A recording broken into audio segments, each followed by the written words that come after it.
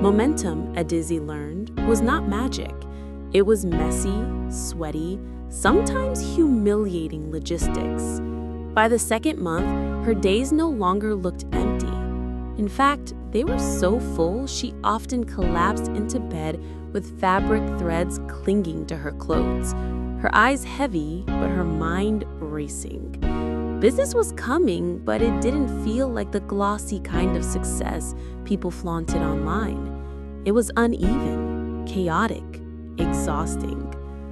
Her first big test came with a bride. The young woman ordered a gold wrap for her traditional wedding. Adaeze stitched it carefully, convinced it was flawless. On delivery day, she presented it with pride. The bride's smile vanished instantly. "This is mustard, not gold."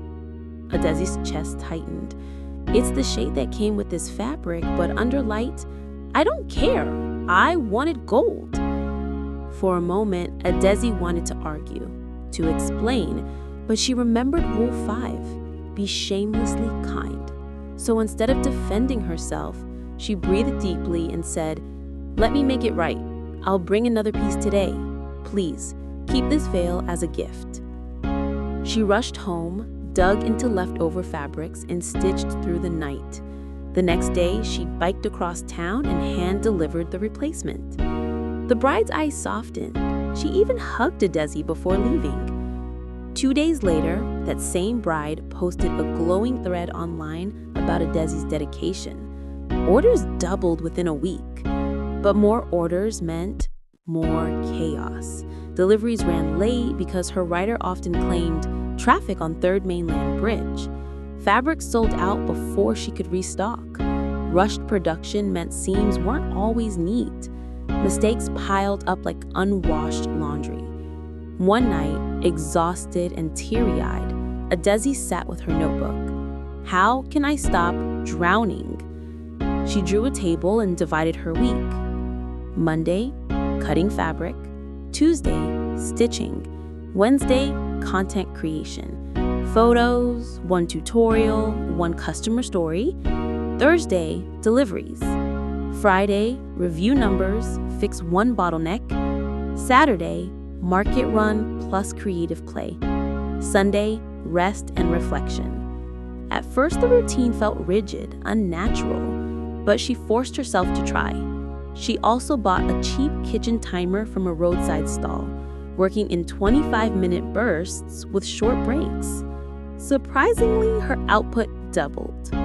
When NEPA cut power, she stitched by daylight near her window. When fabrics ran out, she negotiated small credit with her supplier. Obstacles became improvisation drills. Still, rejection stung. One afternoon, she visited a boutique on the island, samples neatly wrapped in brown craft paper. The owner, a sharp-eyed woman in stilettos, glanced at them briefly and said, "Too experimental. My customers want something more polished." Adaeze's face burned. She thanked her politely, walked out, and on the Donfo ride home thought bitterly, "Maybe she's right. Maybe I'm not ready." But back in her room, she flipped open her notebook and scribbled furiously. What would make my wraps irresistible? That night, inspiration struck. What if her wraps weren't just fashion, but carried meaning? Hidden cultural proverbs stitched into the hems, messages only the wearer knew were there. She called it the Whisper series. The first piece carried the Igbo proverb, "He who learns, teaches." The second carried a Yoruba saying, "However far the stream flows, it never forgets its source." She posted pictures online explaining the idea. The response was electric. People loved the concept of wearing wisdom. A week later, a micro-influencer wore one for a TV interview. She casually mentioned, "This is by not in culture. The message stitched inside reminds me of my grandmother." Orders surged. Adaeze knew she couldn't handle it alone anymore. Her neighbor Chiamaka had often peeked in to watch her stitch. One evening, she said, "Would you like to learn finishing? I can pay per piece." Chiamaka's eyes lit up. Of course! Together, they developed a ritual. Every wrap was folded, wrapped in brown paper, tied with jute string, and placed in a nylon bag. Each package included a handwritten note, a lavender sachet, and a QR code linking to styling videos. For customers, it wasn't just a product, it felt like a gift. Not in Culture was slowly becoming a brand. Then came the storm. One Friday evening, Lego skies opened and rain poured for hours. The market where Adaeze bought fabrics flooded knee-deep. Suppliers complained of damage, prices spiked overnight. Adaeze checked her ledger, panic rising. If she kept prices the same, she'd run at a loss. If she raised them too high, customers might leave. She stared at her rules, breathing deeply. Transparency, she decided, was the answer. She posted, "Due to the flood, fabric costs have risen. I'll be adjusting prices slightly, but for this week, I'm offering a pay-what-you-can option for students. Your support keeps Not in Culture alive, and I'll keep showing up for you." To her shock, customers responded with encouragement. Students paid what they could, some even overpaid, writing, "We believe in you."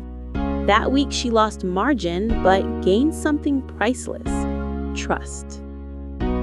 Trust became Adaeze's strongest currency. The week after the flood, customers no longer saw Not in Culture as just a hustle. They saw resilience, honesty, someone who cared. Orders came with notes: "I love your transparency. I'll pay extra. Thank you for thinking of students." For the first time, Adaeze realized she wasn't just stitching fabric, she was stitching community. But business still demanded structure. The more orders she got, the more clarity she needed. She refined her daily system. Morning, 8 to 12, cutting, stitching, ironing. Afternoon, 1 to 4, quality check and packaging. Evening, 5 to 7, content creation. Night, 8 to 10, ledger and reflection. She used sticky notes on her wall: to do, in progress, completed. Moving tasks across columns gave her joy. Chiamaka grew more skilled too, doubling our output. They often played music while working, laughing as they folded wraps late into the night. What had been lonely drudgery became teamwork. Still, challenges persisted. One Sunday, a writer failed to deliver 3 wraps to Surulere. The customer called angrily, "You wasted my whole day." Adaeze apologized, offered a refund, and promised same-day redelivery. After hanging up, she scribbled, "Delivery bottleneck. Must fix this week." The next day, she researched logistics companies. She signed a weekly contract with one, paying more but buying peace of mind. Rule 4, fix one bottleneck at a time, was saving her sanity. Her brand voice sharpened. She wasn't just selling head wraps, she was selling confidence and identity. She posted captions like, "This indigo wrap is resilience. Even in storms, color shines. This pattern says, Onya agaranda one, never leave your brother behind.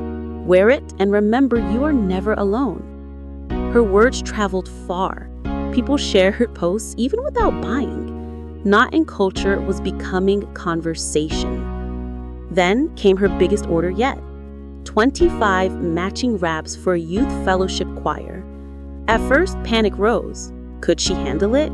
But she broke it into steps. Day 1, cut fabric. Days 2 to 3, stitch half. Days 4 to 5, stitch rest. Day 6, finish. Day 7, package. She and Chiamaka worked tirelessly, humming as they sewed. On delivery day, all 25 wraps were neatly packed. When the choir sent pictures of themselves shining in her designs, Adaeze almost cried. She wrote in her notebook, "Biggest order yet. Didn't drown. Systems work." Still, storms came. One week, NEPA cut power for 3 days. Her rechargeable lamp died. Old Adaeze would have stopped. New Adaeze borrowed a kerosene lantern and kept stitching. By day 60, she looked at her ledger with pride. Not in culture had survived mistakes, floods, rejections, storms. She wasn't rich, but she was stable. She had consistent customers, repeat orders, even a wait list for her Whisper series. The messy middle had not destroyed her, it had shaped her. She taped a new note beside her rules. Momentum is not magic, it's persistence in chaos.